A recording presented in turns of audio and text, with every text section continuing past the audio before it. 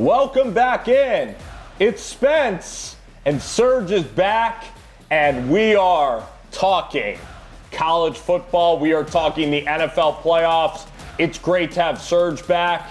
Serg, how are you doing, man? Dude, it's great to be back, and I'm getting there, man. Every day, it's a struggle, but every day gets easier and easier, so I'm just glad to be back doing the things I love. We're freaking back, and yeah, I've missed you on the channel. I've tried to really keep up with a lot of portal news. The Michigan coaching search, that did numbers on the channel. And when you talk about the portal, that also is something that's so exciting right now for college football fans. Yeah, lots happened since I've been gone, and I wish that I could have been able to do more, but I hope that the viewers at home can understand, I'm dealing with ACL among a bunch of other different ligament injuries, so it's been a journey, but I'm hoping to be back. It's a journey, and I've never seen Serg at full strength, so oh my gosh. It's going to be a problem. Scary hours for everybody out there. Dude, you're going to be sprinting, you're going to be, I'm not even going to recognize you, man. So talking about the portal, we have Brendan Sorsby going to Texas Tech. LSU hosted Sorsby, and Sorsby's getting a fresh $5 million from the Red Raiders. What do you think about that? Well, again, sorry for my bias for those of you at home. I'm a Longhorns fan, so anything Lubbock does, I'm just going to laugh at. But, all that oil money it turns out that if you have the support of your boosters, you can get a lot of good toys. Apparently, you can get a Lamborghini here, a Ferrari there. How much help does Tech really need to beat Texas? It's getting kind of ridiculous out here. And by the way, of all the teams, Texas A&M, Texas Tech, Texas still scored the same amount of touchdowns that they did. What? They scored the same amount of touchdowns in the college football playoff as Texas did. 0. Keep spending that money. Keep spending that money. I love that Texas Tech is getting better because you're in the SEC and they're in the Big 12, and I think we need the Big 12 to survive. So in the hierarchy, you must think Texas Tech is less of a rival than Texas A&M. It only took them for us to get out of the Big 12 to finally win it. I'm just saying. But,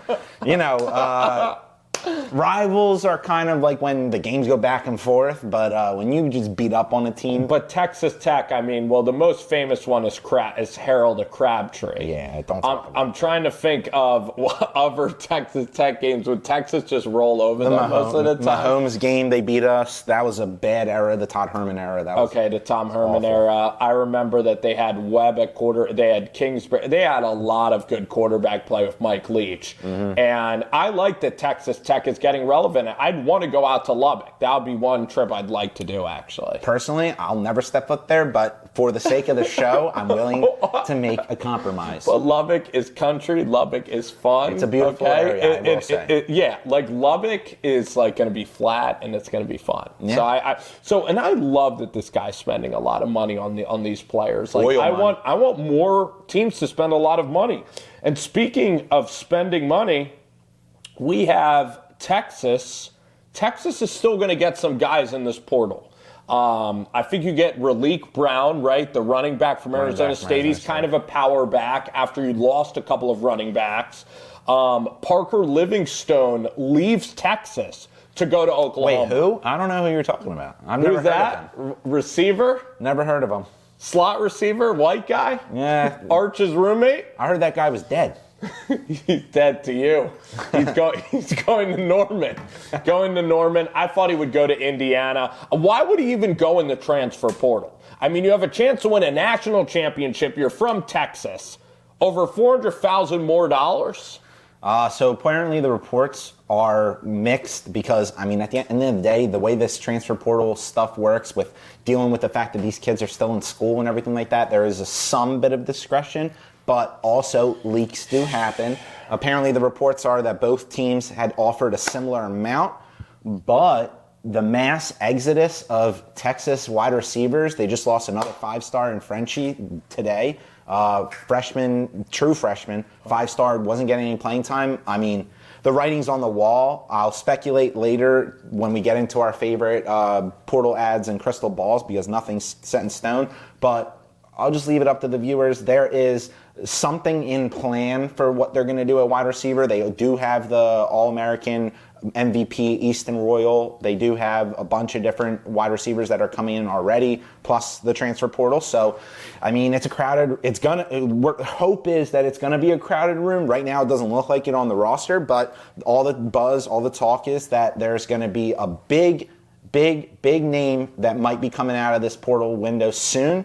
That domino might be falling, but we don't know for sure. So it is a big chance that you're taking. I know Parker personally, you grew up a Longhorns fan and you bled Texas. You wrote that really, really nice, I guess you can call it nice, because you kind of finished it with a backhand smack, that little soliloquy that you sent out to the Texas fans. Better off than just taking out a part in the paper. It would have seemed more honestly. But for you to complain about whatever might be going on and not actually address it, and then you go to Oklahoma?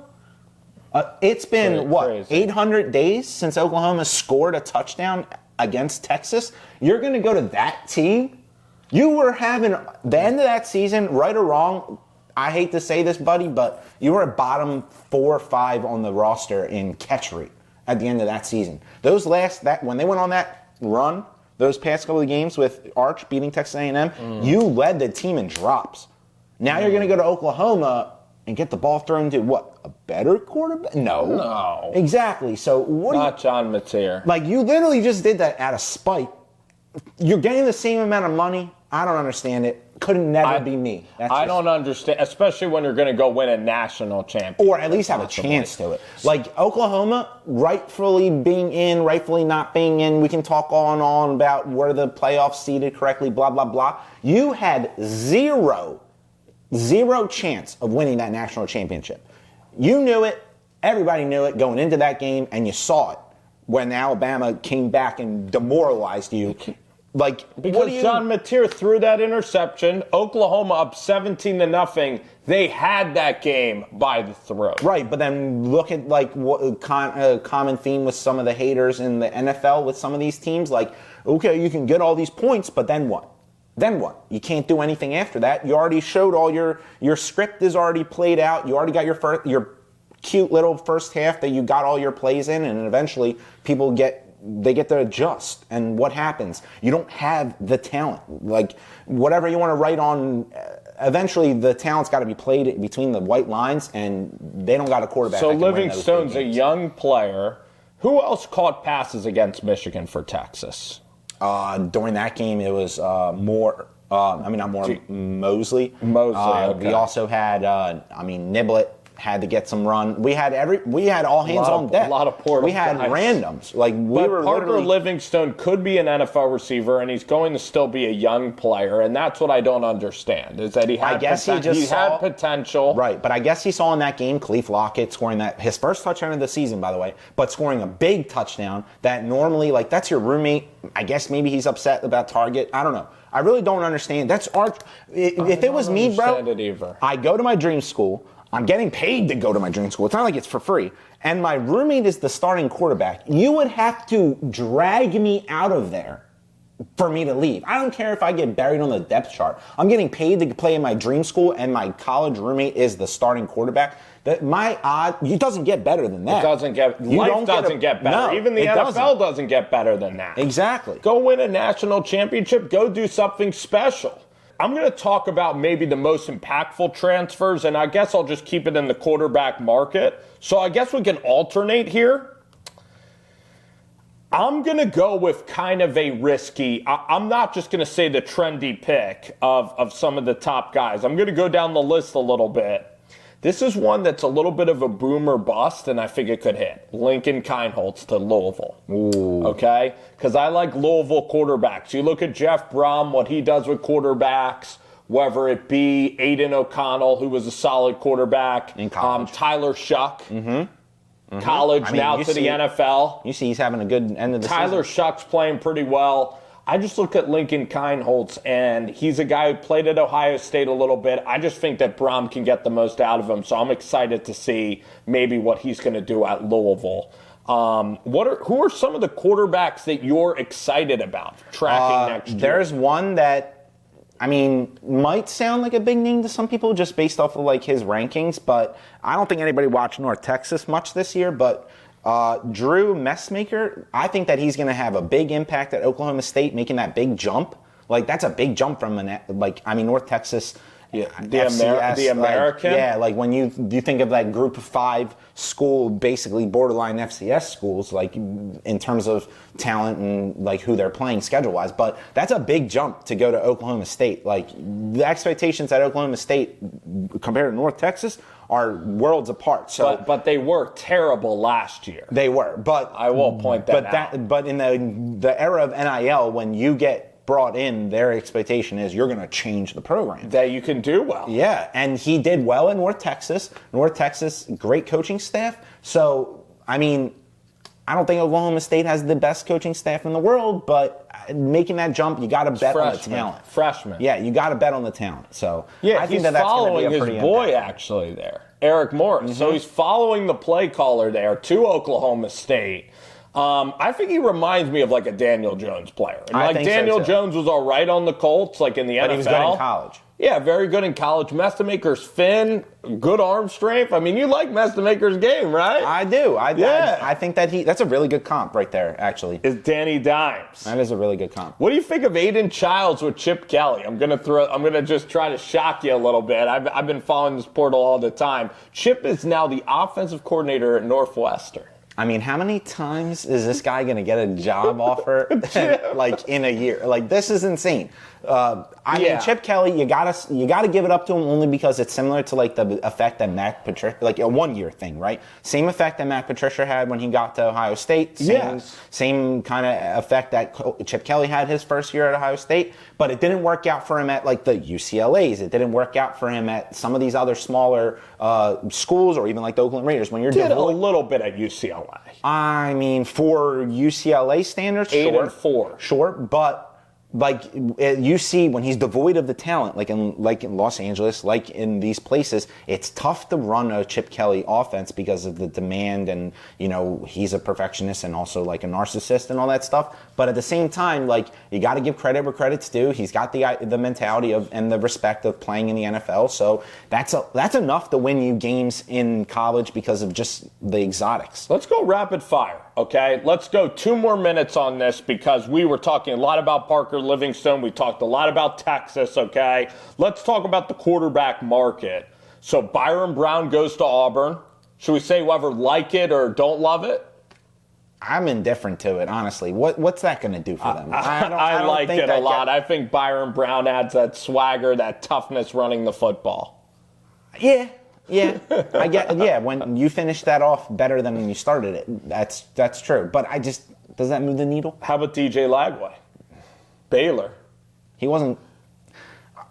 You know how I feel about Florida, so I'm not going to get into it. How you feel about Baylor? I mean, Baylor's a whatever. A rival. It's Waco. rival. It's Waco, Texas. Hey, maybe they can get back. I'm kind of excited. I think it's a big name. Open. I really think if he would have transferred after last year, I mean, the amount of money he would have made last year, he was one of the best freshmen in the entire country. Yeah, and then you saw what happened this year. But, so probably mechanics. But apparently he was Peyton Manning against fucking Texas. Really slipped. Oh,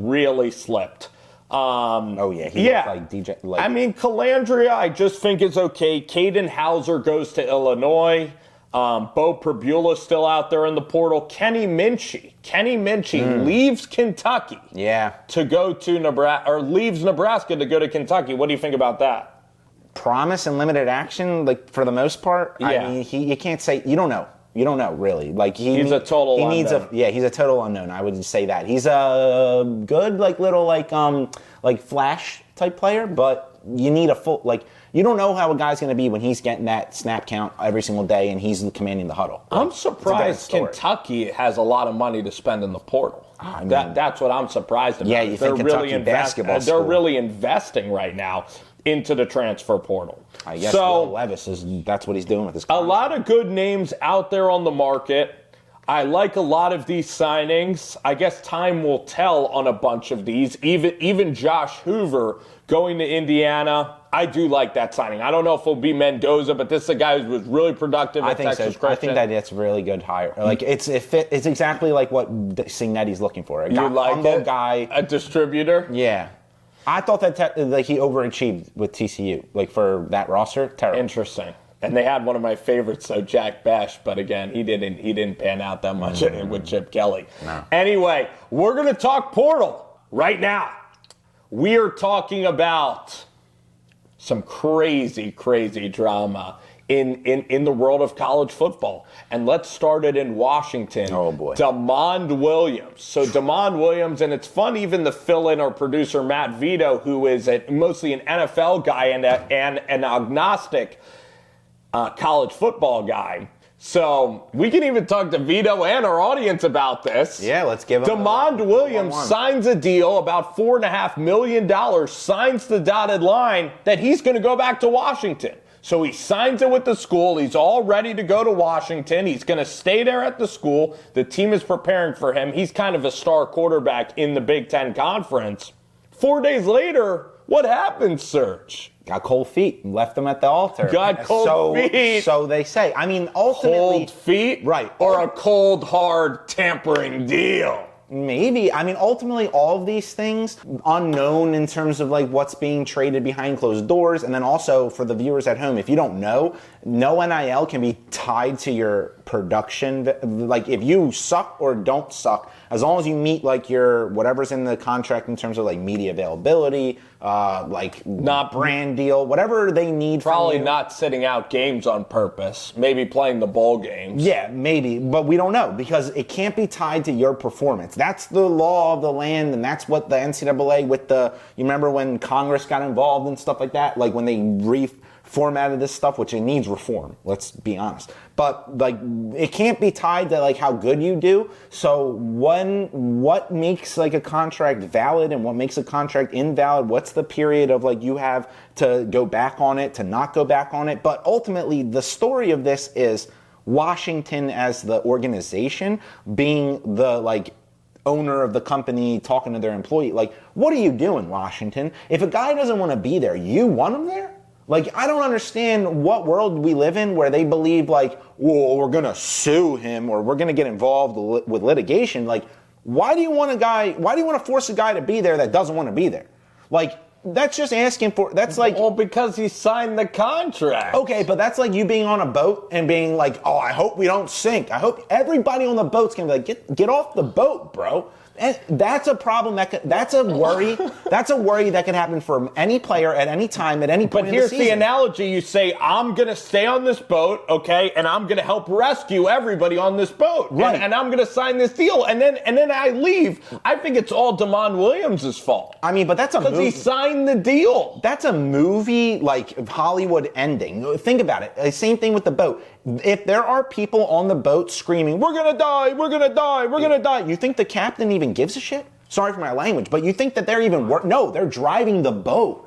They're worried about, I need to get from point A to point B. Yeah. I am not worried about what everybody on Joe board? Schmo is talking about on board. So for you to be like wanting a guy on the team that just doesn't want to be there. But he signed the contract. That's okay. the point. Like, I'm all right with him hitting the portal, but I think it's his responsibility. He signed the contract. But did he? Why is he leaving? But is he wired like the $4 million in one sum? We don't know. But why is he leaving?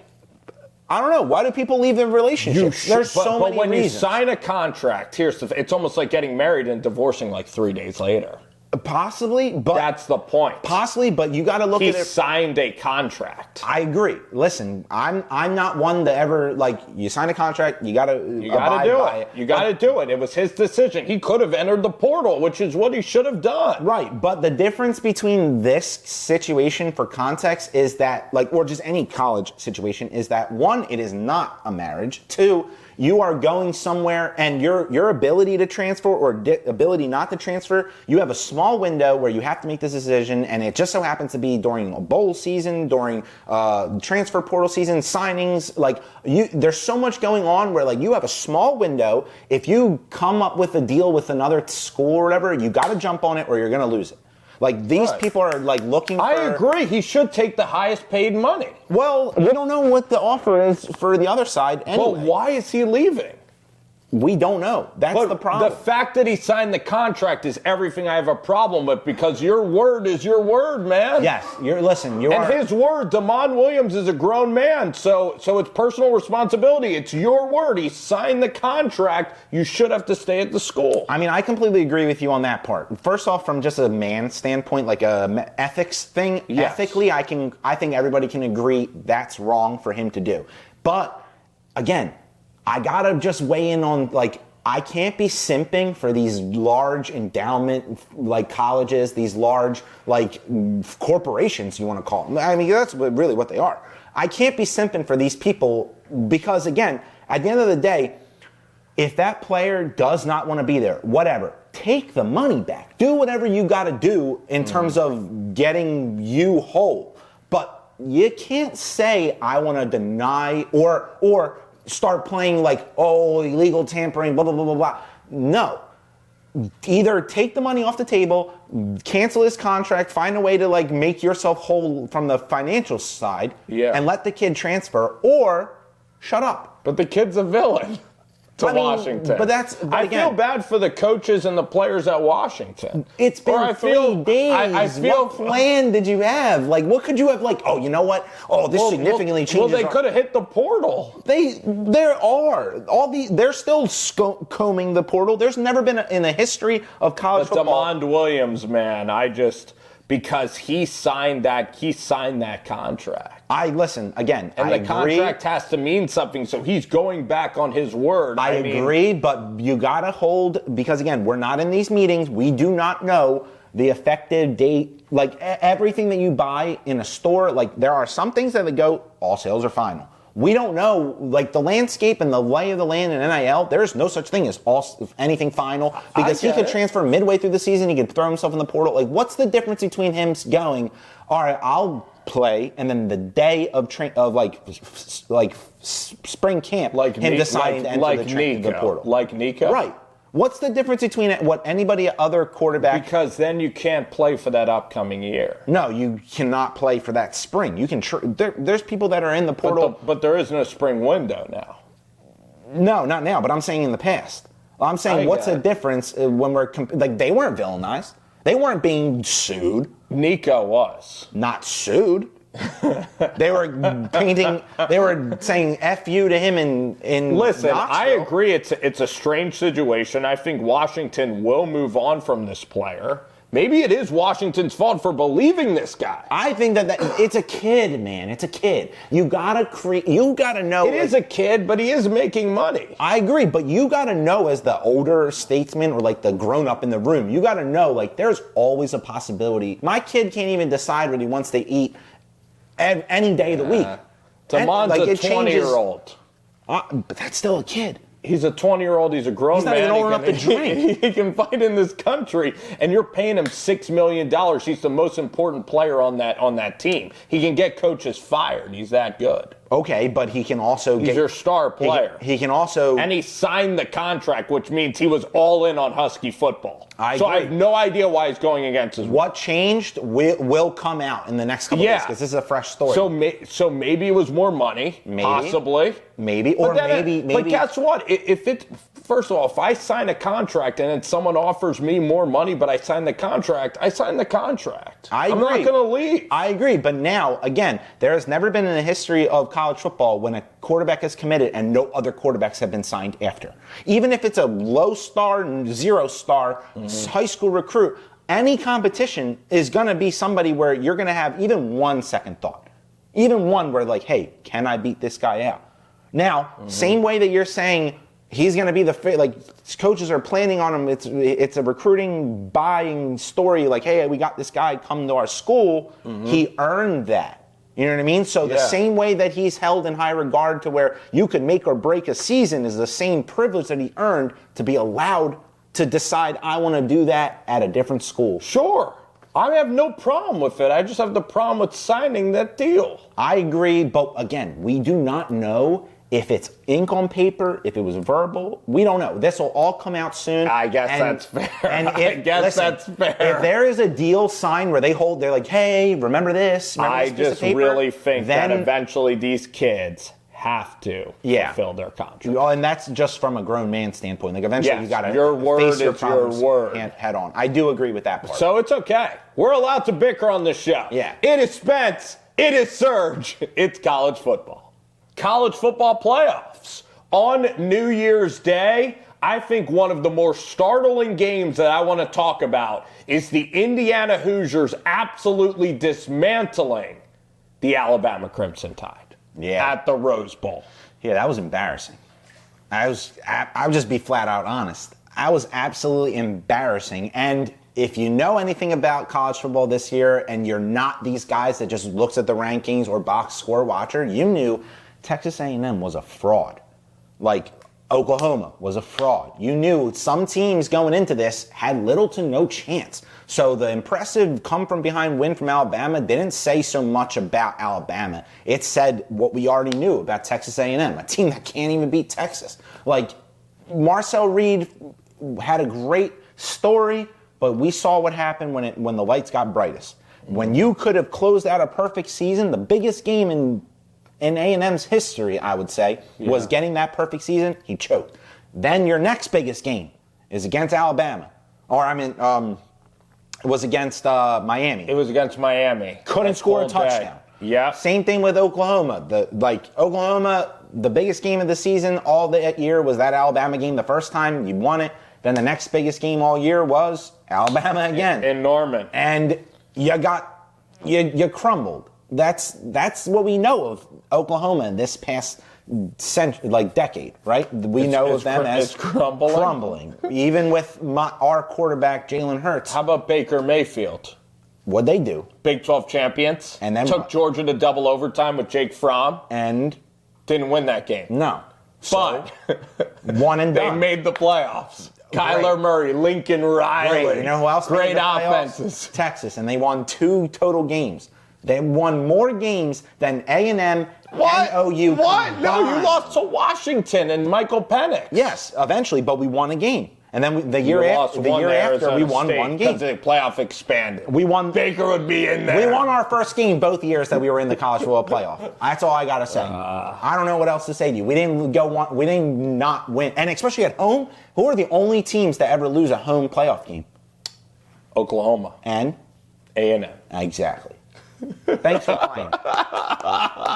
I'm just saying what the diehards know. Anybody that was watching these games were like, should we have put A&M in? Maybe we should have put Notre Dame. I just think A&M 11-1. They beat Notre Dame on the road. What'd they finish? 11-2.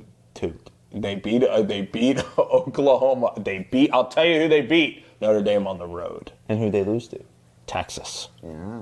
Guess who else lost to Texas? Oklahoma. You can't you didn't even score a touchdown against Texas. His thumb was all messed up. Oh my God. They went to Alabama. What was the excuse in the second half? They went to Alabama and won. So how's that make sense? I think the playoff was fine.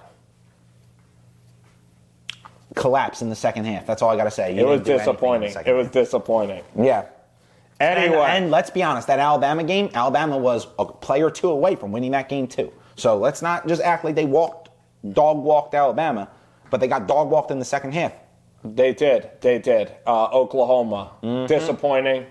Again, we're going to have to see what John Mateer is going to do in year 2 of this offense with Ben Arbuckle. And Brent Venables. The biggest Christmas present and the best New Year's present that I got was having Marcel Reed and Mateer return back to their schools.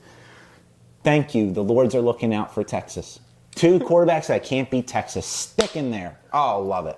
Absolutely. Do you love Marcel Reed? I think Marcel Reed. I think he's a great player. Could come back to hurt. I think he could come back to hurt you. We'll see. I'm more worried about Colin Klein leaving that offense. I'm very worried. Very worried. Wiggins now being an offensive coordinator for the first time. You're 11-0 and couldn't beat Texas, but now all of a sudden you think you're going to beat them next year. Texas is going to be dangerous, I'll tell you this. How about Miami? How about the U? How about Mario getting the monkey off of his back, beating Ohio State? Julian Sayin, this is what I'll say. Julian Sayin's kind of been a fraud in these college football playoffs. How many points against Indiana? 10. Yeah. How many points against your team, Texas, first game of the year? 14. And then against Miami, he has Jeremiah Smith, Carnell Tate, I got to say, Carnell Tate may be a top 5 NFL draft pick. He alligator armed that pass. Dude, he's a player. But he made some big plays all season. He did, but he was scared of that Miami defense. Well, let's be honest. That Miami defense, the way that they run that defensive stunt on the fronts, like they line Bain up right next to their other defensive lineman. They just send them both through the quarterback's right side.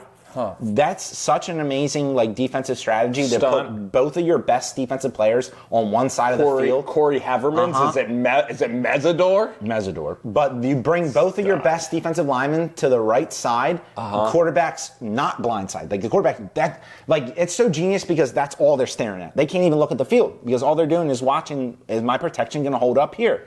And you can't double both of them.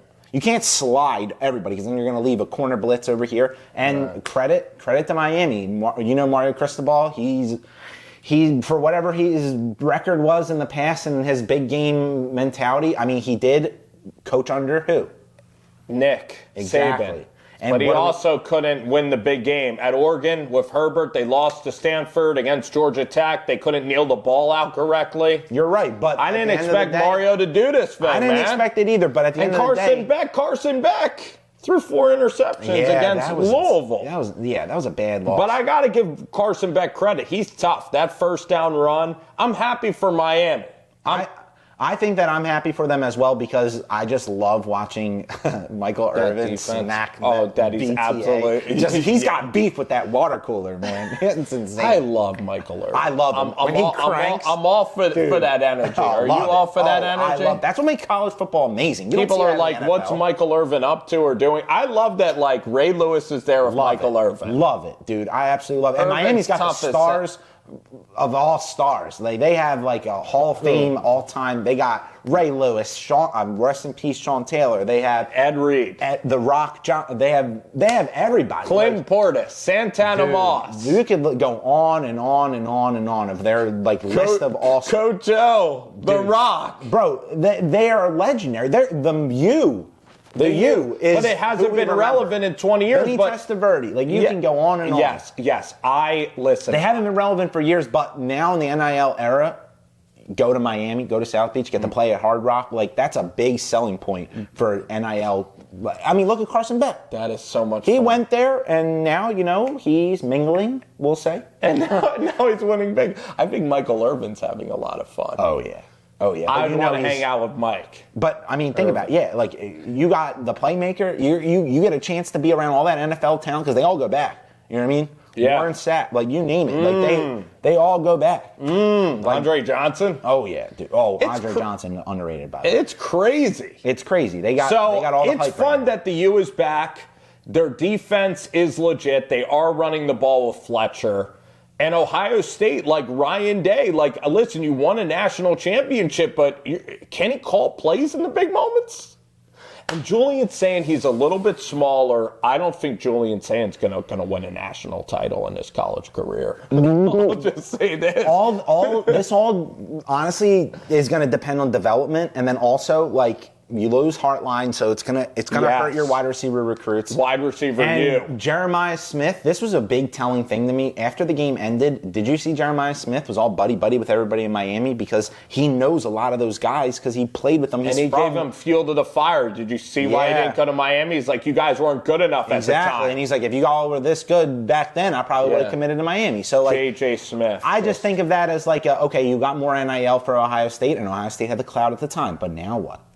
J.J. Smith he's that special, this player. And, I mean, Julian's saying, who does he remind you of? Because I have a guy that he reminds me of. And I think he's going to be a decent player. I really do think he already is a good player. I think so, too. But he kind of reminds me of, from Mizzou, Cook. Brady Cook, okay. A little on the smaller side, but accurate. But accurate and tough. I'm actually going to say Drew Brees. No, not that good. Not that good. He was not pinpoint.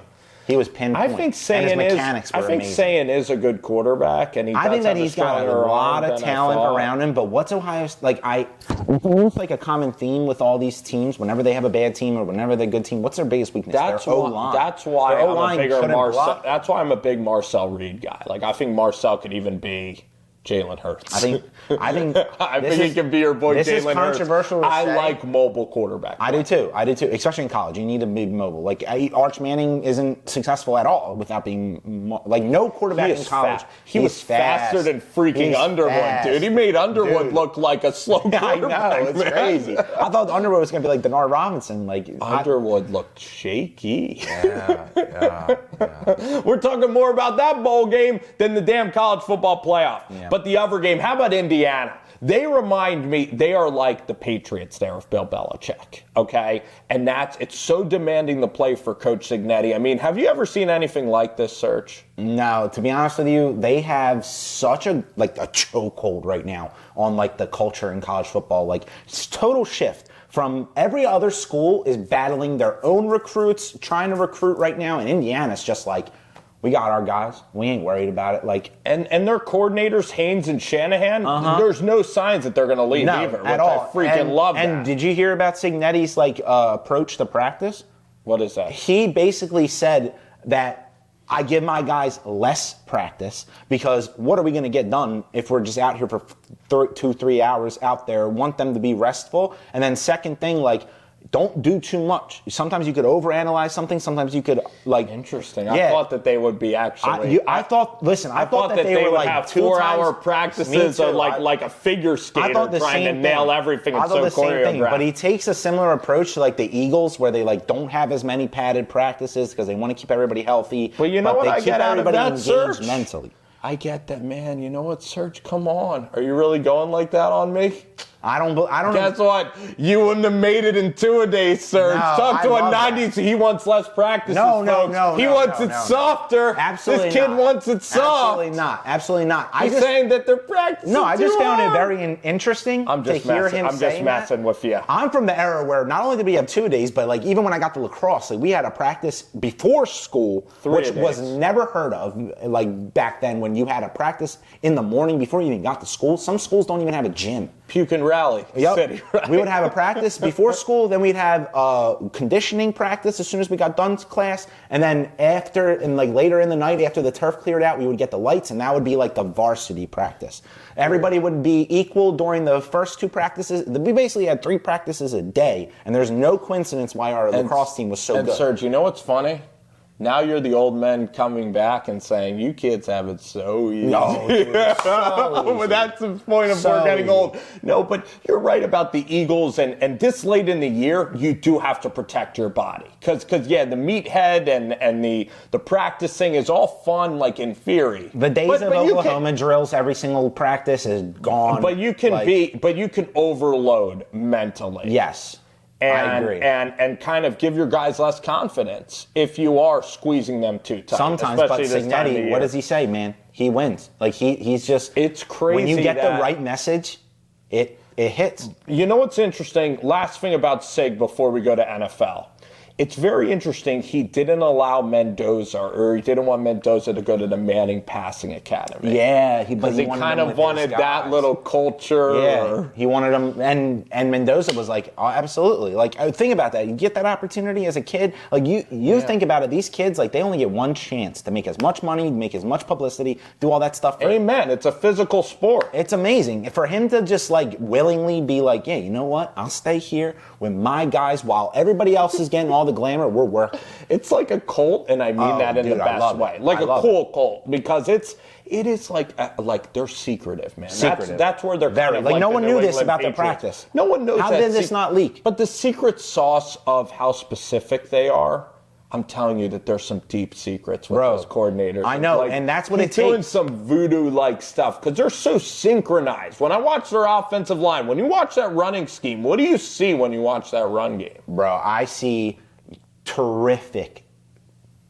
Like, I can't say much better about that offensive line. Oh, my God. Their technique is fantastic. Their ability to get to some of those blocks out to their right or out to their left, like, they're playing guys that are fitting themselves specific. Like, defenses aren't stupid. They're going to put themselves in gaps that are going to make this a long reach for you. But the way that they're able to communicate that, and credit to Mendoza, the way that he controls that protection. Like, they have, and their running backs are willing blockers. Everybody is just willing to die for that team. And Alabama has, well, first off, they had the kid Key, go in the portal. He's a 5-star. Jan St. Pierre's a stud. I'm excited to watch him.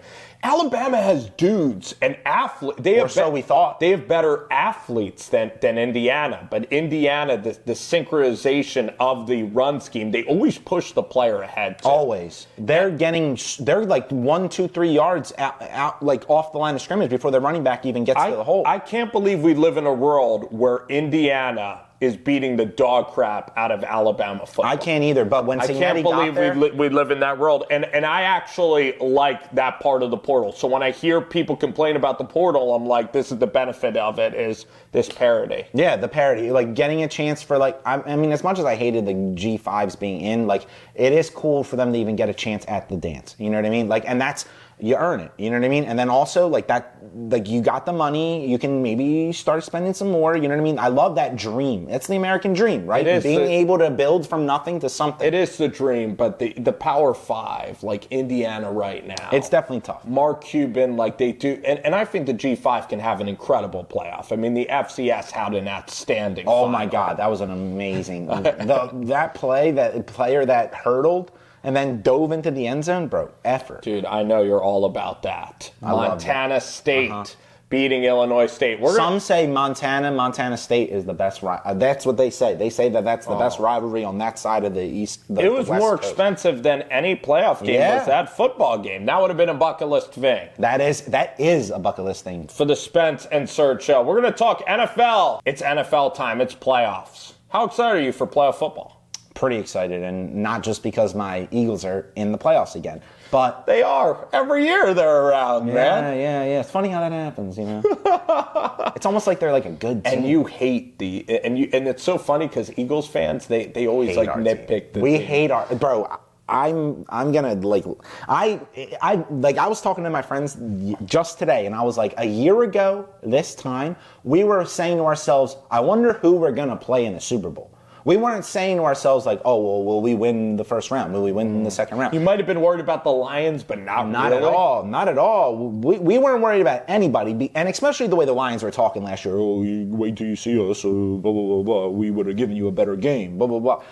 We were mowing people down at the end of the year. That NFC Championship game wasn't even a contest. A laugher. The way that we played the Rams, sure, it was close at the end, but, like, did they really have a chance? The way Saquon was running? Like, we were a completely different team. Obviously, we had a different offensive coordinator. That's the difference. Yeah, Kellen. I knew Kellen was a stud. And that Green Bay game, the offense wasn't that precise, but Jordan Love didn't really compete in that game. No, it was like and that's 22-10 the Vic Fangio effect, the best defensive coordinator in football. There's nobody better than him. It's incredible because he was with Miami and Denver as a head coach, not the greatest head coach, but even with Miami, and you saw Mike McDaniel got fired.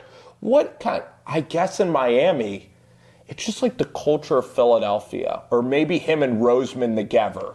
Maybe it's that combination. I mean, that personally, really set up the Philadelphia Eagles and Vic Fangio. Yeah, personally, if you'd asked me, I would trade Mike McDaniels in a heartbeat for our offensive coordinator tomorrow. Like, I don't care if we win a Super Bowl. I would tell Patullo, get the hell out of here. If McDaniels even had the slightest interest in the Eagles, I would be like, Nate, here's a blank check, get over here. But only as the OC. But to speak to what you're talking about with Miami, like, I used to have season tickets to the Miami Dolphins. Loved Miami. I used to travel there all the time. I basically had a house away from home in my buddy's apartment where I could crash anytime I wanted to. Great time. Near South Beach? Oh, I love Miami. I have family in Naples, stuff like that. Like, I've been to Florida a lot. Love Florida too. I got engaged in Disney World, so shout out to, like, Florida as a state.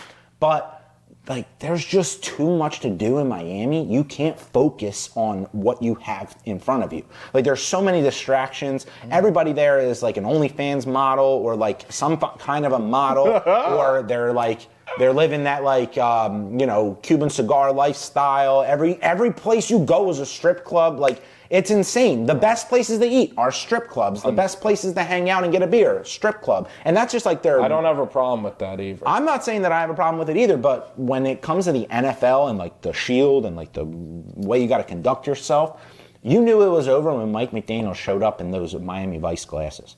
Like, that was absolutely outrageous to have your chest hair popping out in an interview as you just lost a game.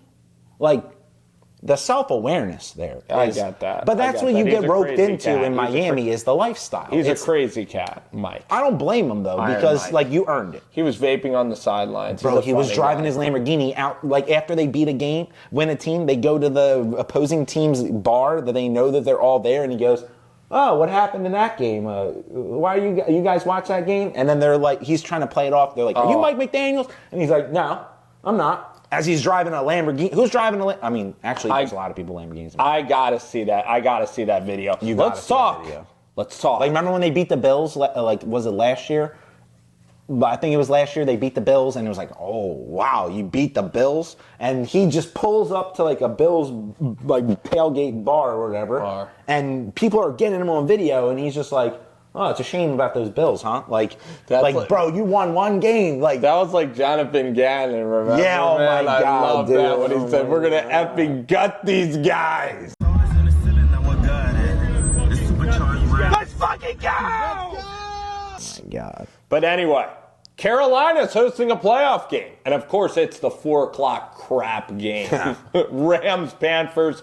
This will be a laugher, right? We're probably not going to disagree here. Maybe because they did lose to them in the regular season. The Rams did. But 10.5 I'm not giving them any chance. I'm not giving them a chance to win either. I actually think that the Rams are going to win. But the line is set at 10.5 points for an NFL team in the playoffs.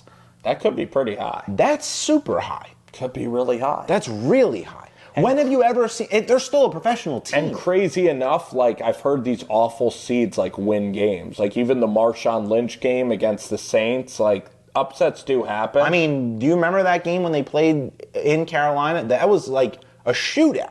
You got into a shootout with the Carolina Panthers. Matthew Stafford threw 3 interceptions. Yeah. Like, oh, but by the way, let Jalen Hurts have that game. Let Jalen Hurts he threw one game in his career with 3 interceptions, and nobody will let you forget about it. But anyway. The Chargers? Yeah. Anyway. See how you remembered it? See how you remember it? I did. But no one remembers when Matthew... Anyway. Would you rather go to Chicago or host the Rams? So do you want Bears, Packers? I'd rather host. You rather host? What's the record for Jalen Hurts in the Eagles Stadium? Undefeated in playoff football. The only game he's lost is Tampa. No, the only game that he's lost. In the playoffs. Yeah, away. But the only game that he's lost when wearing midnight green was the Chiefs in the Super Bowl. That's it. Very interesting. Six Arizona. and 1. Okay. I believe I'm going to take the Bears here, actually, against Green Bay in this contest. This one I've been mulling over all day, and I've been flip-flopping like back and forth. I want to say the Bears, but they lost. I say what you want to say about Week 18, blah blah blah blah, but like to lose to the Lions when you have a chance at the 1 seed, and then more importantly, the talk around isn't, oh, we're hosting a playoff game for the first time. It's we have a chance at a 4,000-yard quarterback. Like, that's all they're worried about was, well, we haven't had a 4,000-yard quarterback. Like, you're more worried about getting a 4,000. They're saying that's a big deal. Remember the interview that they just had a couple days ago? Well, you wanted Smith to get 1,000 yards. I mean, sure. I also want Saquon to break 2K last year, but whatever. But my point is that, like, winning teams, and their coach said the right things, but for the media, for everybody to be like, well, yeah, it's kind of a big deal here in Chicago. That doesn't happen. 4,000-yard receiving quarterback. If that's what they're worried about in the best season since the Mitch Trubisky era, which we all knew that was fake, but for you to be thinking about that heading into the playoffs after you just had a loss, like at least if you look at the fan bases around the league, like you hear us, like as Eagles, like people are like, oh, you just won a Super Bowl. What are you upset about? We're critical, right? The Bears don't seem critical. They don't seem like they're worried about fixing things. They seem like they're just happy to be there. That's very well possible. But they could still be Green Bay because Green Bay's hobbled. I mean, third time they're playing them? Yes. How hard is it to beat a team? Well, I think the Pack beat them, though. They did. They split. But I'm saying... They split. I'm saying, how hard is it to beat a team twice? Hard. And they both... But it's hard for the Packers, that's what I mean. man. It's just like a unique situation where it's very unique. Both teams are begging to lose this game. I don't even know about Jordan Love. I don't really trust either team in the playoffs. They're saying that he might play. And Jordan Love, do you know his record against the Chicago Bears? Undefeated. Interesting. In games he's begun and ended. Yep. Okay. Low like Aaron Rodgers. How he owned him. Maybe, but he's not Aaron Rodgers. Bills Jags. I can't wait. I think Bills. This Jags is the game of the year. I think this is the game of the weekend. This is going to be a shootout. Oh Liam Cohen versus Josh Allen. I think the over/under is like 46 and a half. Maybe even higher. Like maybe 49. I'm excited. I want Jacksonville to win this game. I'm tired of the Bills because I think that they're just a one-man show. Yeah, but I mean, if Josh Allen doesn't has to make it to a Super Bowl this year. What are people gonna say about him? Great player, but just not good enough. Right, but can you even put him in the same breath as the Mahomes, the Jalen Hurts, like these Super Bowl winning quarterbacks? I couldn't. He's now down with like Lamar. Well, and Lamar's still a two-time MVP though. Sure, but is still a Hall of Famer. Josh Allen has one MVP too. What's that matter? I think it matters for Hall of Fame. I mean, sure. I'm surprised Drake May's going to be the MVP. We don't know that, actually, because there's been a lot. I mean, we'll get to that. It could be Matt Stafford. We'll get to that. I like the Jaguars. Liam Cohen completely changing the culture. I do like the Jaguars, too, but... Jacoby Myers. They don't even have Travis Hunter on this roster. Brian Thomas isn't even that good this year, but ETN's a stud. And Trevor, I didn't give up on Trevor Lawrence. I did. I will say. So you're surprised a little bit by Lawrence. Let's go. I am surprised about him. I will say. I got him to admit it. Yeah. My take for this game though is the line's 1.5 Bills. I want to say. I believe it's 1.5. I don't like the line, but I might be going against you, but I like the Bills in this game only because of that factor of it's Josh Allen. If it's not going to be this year for him to make a Super Bowl, when will it? No Burrow, no Mahomes, no Lamar Jackson. Your biggest competition is Bo Nix and Drake May. Right. Like, you get a gift here in playing, and we all know how Jacksonville plays up and down to their opponents. They're a weird team to They are a little weird, and again, they are inexperienced. That's where I like Trevor Lawrence. Okay, college is a different story. Big games in college. This is the biggest game that Jacksonville has had since the Blake Bortles AFC Championship game. Yeah, they beat the Chargers a couple years ago. They came back, but then against Kansas City, they didn't really have anything. That's why it's so weird. We'll talk about the NFL bracket in a second. Eagles 49ers. The game right here. You like this matchup. I love it.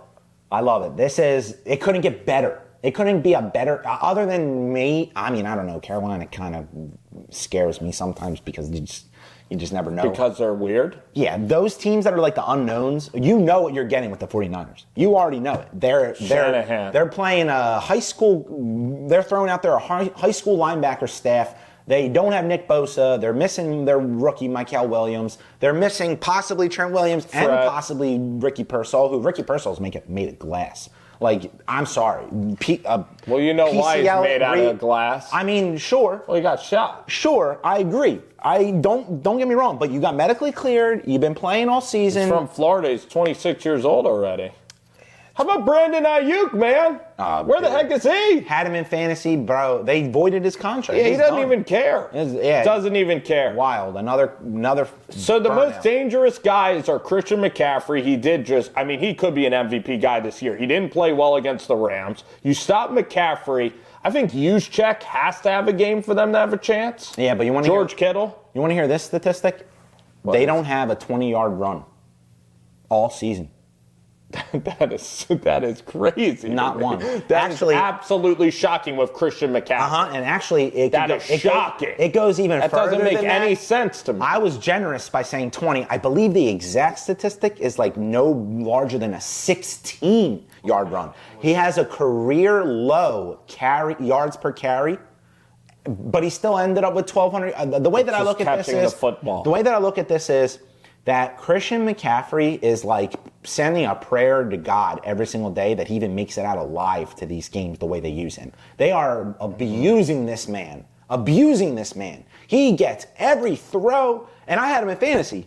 This guy carried me to a 10-3 record. So you love it. I mean, I love him as a player. McCaffrey I think that he's a great player, but when they played last at the link in this time of the year, Brock Purdy got hurt. And so did Josh Johnson. And they were down to their I do third remember quarterback. that. The only year that they won was when Matt Patricia was DC, and they had the game. Against the Eagles, you mean? Yes, in the regular season. Yeah, but that was regular season. I mean, Not we the also had that epic collapse Not that year. the playoffs. Yeah, by the way, 49ers fans are still holding on to that game as if it mattered. When it mattered most, for a trip to the Super Bowl on the line, you laid an egg. You blocked a tight end with our best pass rusher, and what happened? Two times that you did it, both quarterbacks got hurt. Like, what are you doing? Brock Purdy, he hasn't won a road playoff game. Nope. He did come back against the Lions. That's probably his best feat. Against Green Bay that year, he was very shaky. Very. Green Bay could have beaten him. So you like the matchup of Brock against his defensive line. I love it, but only, and this is, again, Eagles fans, we do this. It's like a love-hate thing because I love this matchup for two reasons. One, it's our pretty good matchup in terms of like it's probably the worst defense in the NFC right now, like in terms of their skeleton crew. I'll take Carolina's defense. I'll take the Rams defense. I'll take maybe Green Bay's defense. I'll take Chicago's defense. I'll take Chicago's defense as well, and definitely Seattle's, and obviously the Eagles. So they're bottom two, and it's them and Green Bay is the worst defense. The Rams are a little shaky defensively. Okay, but they still got Jared Verse. They still got some. At least they're kind of healthy. But Bob Sala's like kind of like. Oh yeah, he's a really good. But he was also their defensive coordinator when we played them in the NFC Championship game. We put up over 20 points. Like you did? Yeah, we did. We blew them out. It was because of Brock Purdy. Okay, but we still got to score. We still have to score. I think this will be a very interesting matchup. I think that the second reason why I love it is because if we were to lose, it's actually not the worst scenario for us because that means for sure Kevin Patullo's gone. Kevin's freaking Pack your out. bags, brother. Brock Purdy, he did play well against the Colts. You could say they're the Colts. And he did play well against Chicago. Okay, but what happened when he played a good defense? Every top 5 defense that he's played against, he hasn't won, and he's at. By the way, this year or Brock Purdy's played 9 games. He has more interceptions than he has games played. This year? Mm-hmm. He's got more interceptions than Jalen Hurts all season. How many points are the Niners putting up in this game? 17, 14? I'm going to give him 10. Oh, then that could be good. You would take that. But the Eagles might score in the 20s. We might score 13. I'm dead ass. This game might be like a 17-10 game because I see this game script going. We score on the first drive, get a stop, score again, they score, go into halftime up 1 score, and then we just like curl in the fetal. Literally. Like Buffalo? Literally. 14-7, that could really occur. Do you think the Steelers have a shot against the Houston Texans? I do, because again, similar to like why I like the Bills is because of these young, inexperienced playoff teams. Like CJ Stroud is playing better. Their offense has been explosive. And actually, this is one thing that I didn't like that no pundits have really brought up about this is that like they're discrediting the offense of Houston. But in reality, Houston's offense tore apart a pretty good defense in the Chargers. Like the Chargers had a pretty good defense, and they first play of the game, touchdown. Next play. Like, yeah. I don't like that receiving core. I don't either. I don't like this Texans buzz. I don't either. I'm taking the Steelers. The Texans are the trendy pick right now. I am too. I know that we're agreeing. The Texans are the trendy pick. I'm ready. I'm calling them frauds. Yep. I'm calling them frauds. They haven't lost since October. It is impressive, but they're playing a weak schedule. For some reason, the Steelers are magic. I mean, you can't. That defense boggles my mind, bro. They'll be unbeatable for like a quarter, and then they'll just look like Swiss cheese. Yep. It doesn't make sense to me. You think the Patriots beat the Chargers as well? Drake May? Yeah, I think that game won't be close. The playoff bracket, we're going to give our playoff bracket before we jet for the weekend. And again, you guys should keep tracks on the Spence and Serg show. We're going to be doing a lot of updated content. The college football playoff is on right now. I'm excited about that. And then, of course, this is NFL playoff time. A great time of year. Great time of year. And you're going to have football from today until Monday. Serg, I'm going to let you go first, man. All right. Let's hear the whole bracket, the Serg bracket. All right. So on my AFC side, I have the Steelers winning their game. I have the Patriots winning their game.